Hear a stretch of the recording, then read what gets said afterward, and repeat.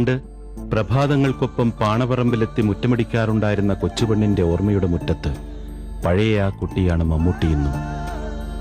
കൃഷ്ണപ്പന്റെ barber ഷോപ്പിലെ നാട്ടു സദസ്സുകൾ, തങ്കപ്പൻ ചേട്ടന്റെ മുറുക്കാൻ കടയിലെ പഴയ വൈകുന്നേരങ്ങൾ, സുകുമാരൻ ചേട്ടന്റെ ചായക്കടയിലെ പപ്പടവട. ഇല്ല, മമ്മൂട്ടി ഒന്നും മറന്നിട്ടില്ല. വല്ലപ്പോഴും ഒരിക്കൽ അവരെയെല്ലാം കാണുമ്പോൾ വിലപ്പെട്ടതെന്തോ തിരിച്ചു കിട്ടുന്ന അനുഭവമാണ് മമ്മൂട്ടിക്ക്.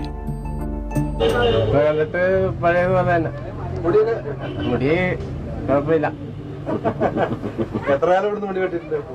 ചെറുപ്പകാലം മുതൽ 2 പടത്തിൽ അഭിനയിക്കുന്നത്. ഈ വെറ്റിലമുറുക്കും വേടിവലിയൊക്കെ പഠിപ്പിച്ചത് നമ്മളാണെന്ന് പറയുന്നത് ശരിയാണ്?